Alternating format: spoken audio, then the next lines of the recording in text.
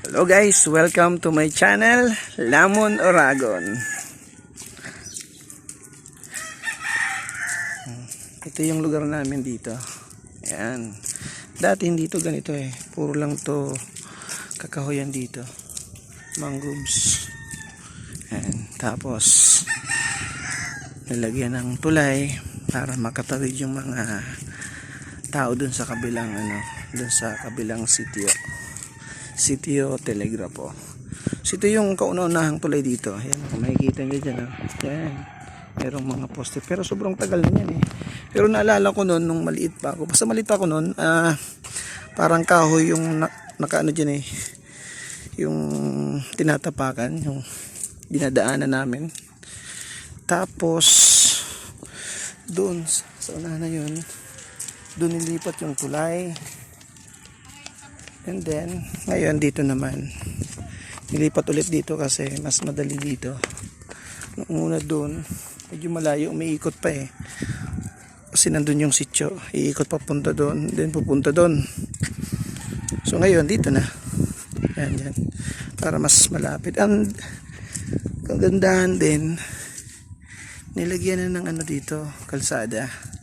Simentado na rin. Dati ang pahirapan dito yung pagtawid. Bali pa dito. Yan dyan. Nagre-rent pa ng bangka pa. Makatawid lang papunta doon sa amin. Hinihingal agad ako. Uy. Yan. Pero maganda dito guys. Mahangin. Kahit mainit. Yan. Presko. Kahit na hindi ganun kalakas yung mararamdaman mo pa rin yung tawag dito, yung presko na nagmula sa hangin. Kahit hindi ganun kalakas yung hangin. Iba talaga kapag nasa probinsya. Diba? Yan yung pinsan ko. Yan. So, may naririnig ba kayo guys? Yan, parang may nagtatrabaho. Ano yan? Yan yung mga gumagawa ng kalsada. Yan, continuous yan, no? Hindi nga namin sukat akalain na malalagyan dito ng kalsada. Kasi dati maliit lang itong dinadaanan namin. Makitid lang to dati kasi fish pond lang yan. Yan dyan, fish pond. Tapos to, ang lawak ng dito dati. Mangroves. Lawak. Tapos pinalawak na itong daanan. Kaya yan, nilagyan ng kalsada. Ang kagandahan, yung mga nasa unahan, yung mga nakatira doon sa sitio Telegrapo, madali na lang sa kanila na makarating dito sa namin, sa barangay namin, sa sentro. And then, karamihan na rin sa kanila, napansin ko, meron na rin mga sariling motor. Iba talaga kapag merong merong kalsada.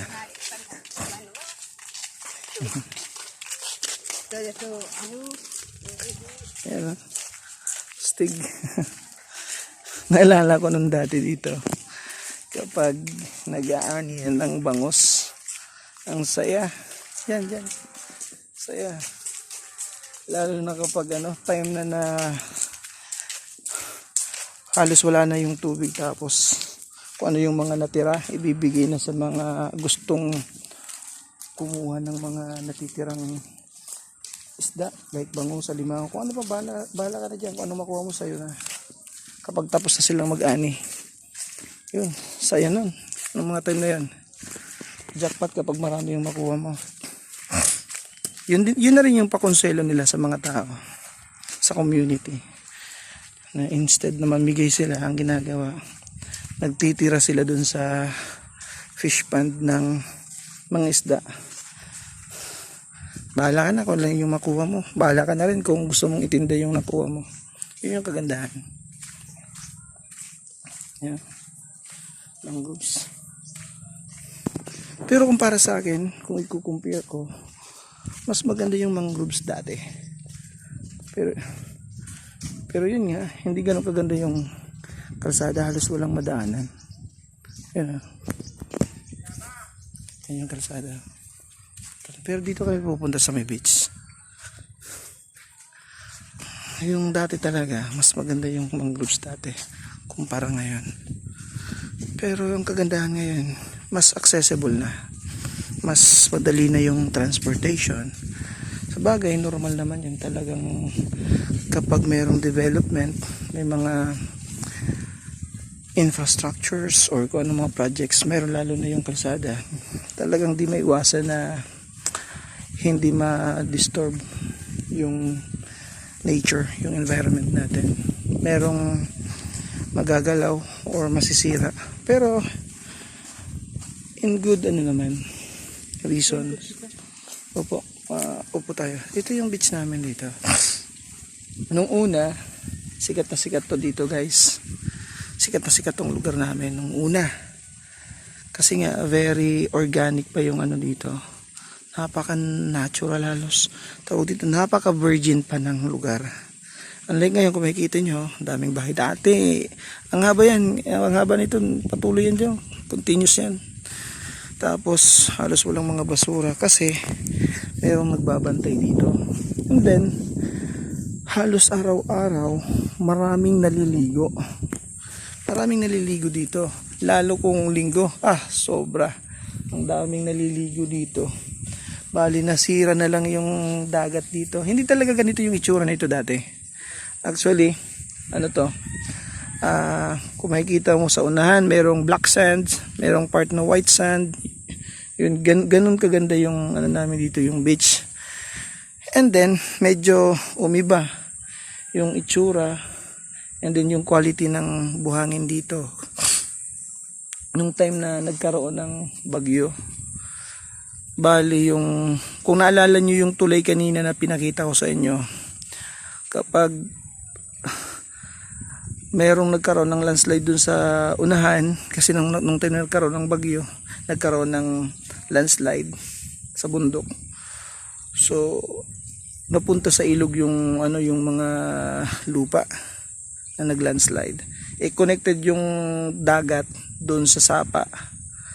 Doon sa pinakita ko sa inyo na tulay, connected yun doon sa sapa na kung saan malapit doon sa pinangyarihan ng landslide.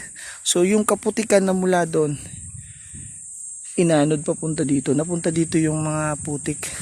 And then ilang years, sobra, more than 10 years.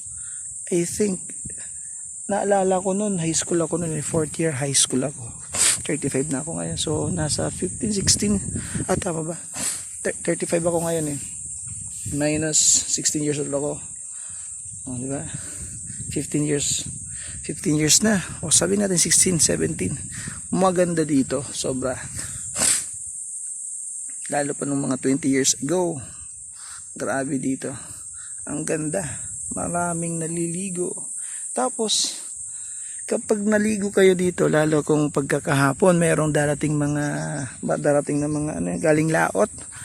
Tapos pagdating dyan sa gilid, dahan-dahan sila, kung paliit na yung tubig, dahan-dahan silang magpapatakbo ng motor, and then marami yung maraming umaabang, tapos maghihingi lang ng isda. Sobra minsan ang ginagawa nung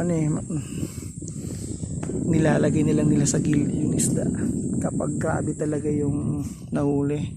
Kwenta nila sa mga nagbi-beach. Ang ginagawa naman namin na naliligo dito, iniihaw namin. Ang sarap.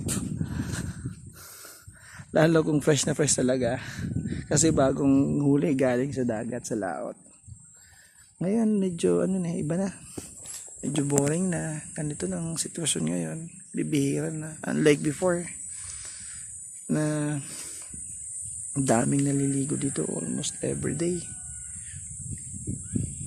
Yan yung pinsan ko.